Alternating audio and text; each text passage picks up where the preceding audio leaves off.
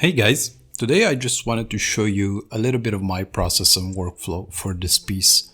The base idea is that there's this town underground called Candletown, and the villagers of this town create these candles with a substance called lympha, which is a sap-like thing, and they also use it to create a variety of different tools.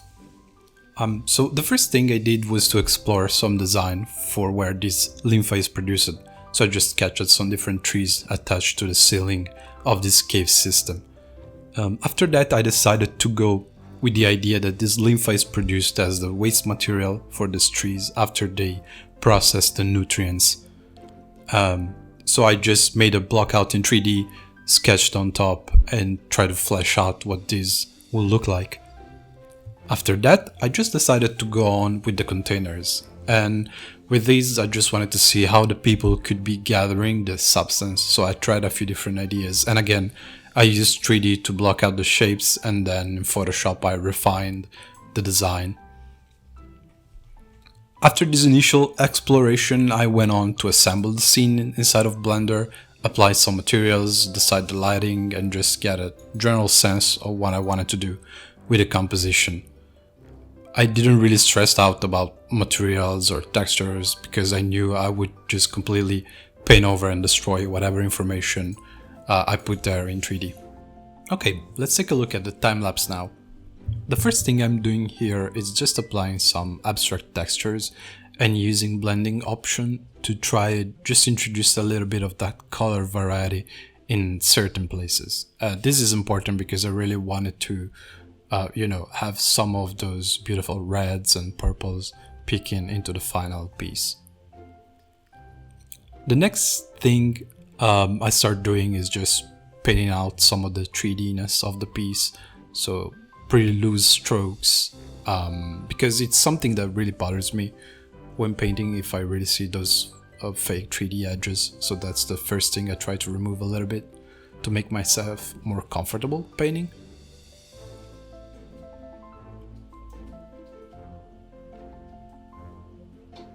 And at this point it's just a matter of thinking what colors could be introduced without breaking the overall scheme and mood.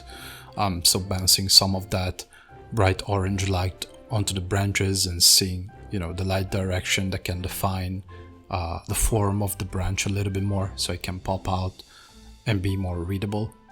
But I still don't like how the values are going at this stage. You can see me sometimes switching to black and white to check, and I realized it wasn't really working out the way I wanted to. There's not a real nice grouping of values. The read in certain places is really poor because the values blend together, or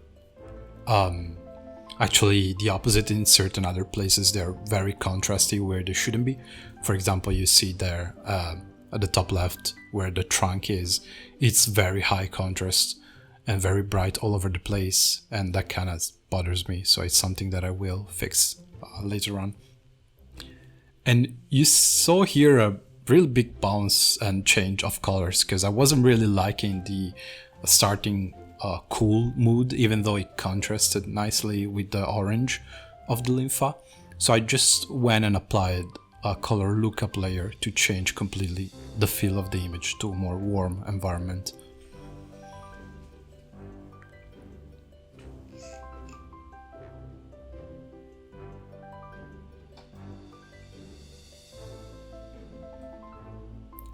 Here you see me trying to change the composition a little bit. I wanted to add some ground because the containers were too close to the bottom of the page, so I just wanted to have some breathing room, and then I did the same on top where I expanded the canvas and tried to add more things in. But I quickly realized I wasn't really liking that direction, so I just ended up cropping back in to the initial framing. But I retained the ground at the bottom, so that was something that I ended up liking.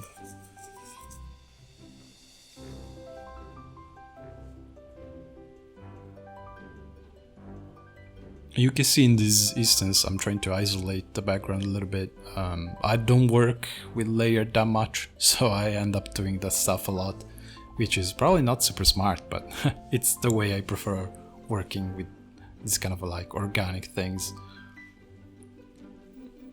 And here, like I mentioned before, after cropping, I start trying to push those value grouping a lot more to increase the reading of the painting, because it was still not looking very nice. You can see the values are a bit all over the place still.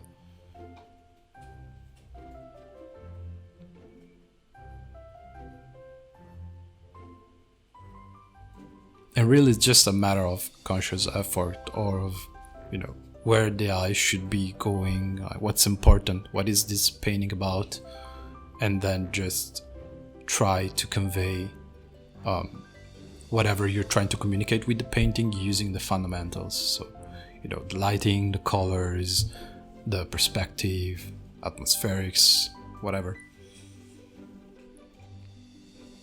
And you can clearly see that I used atmosphere in the background to push the branch and the overall tree in the front a lot more. So there's this nice contrast of color, because there's the orange, the contrast with the cooler tones, but there is also like the darkness of the tree branches, the contrast with the lighter background, and this really drags the attention to the main focal point. And you can see here I sometimes end up working in values for a while, not really worrying about the colors. Even if I break the colors a little bit, it doesn't really matter, because colors are very dependent on the values. So if your values are not working on, there is no way the colors can do anything about that. So it's very important that the values are working first and foremost, and then you can worry about the colors.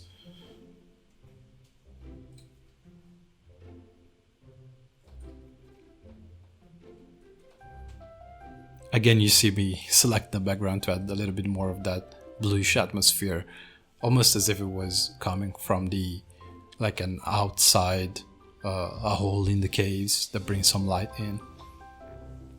And there it is. Here's the final painting. You can see that I added a few more things, namely characters, just to add a little bit more of a story and scale to it. Because if you don't have any human element, it's kind of hard to understand the scale of a place. It doesn't necessarily needs to be humans, it could be other things that you know the scale of. But humans is a pretty good indicator of that. So here it is. I hope this was helpful, and if you have any questions or suggestions for future videos, please let me know in the comments. And with that said, I'll see you next time.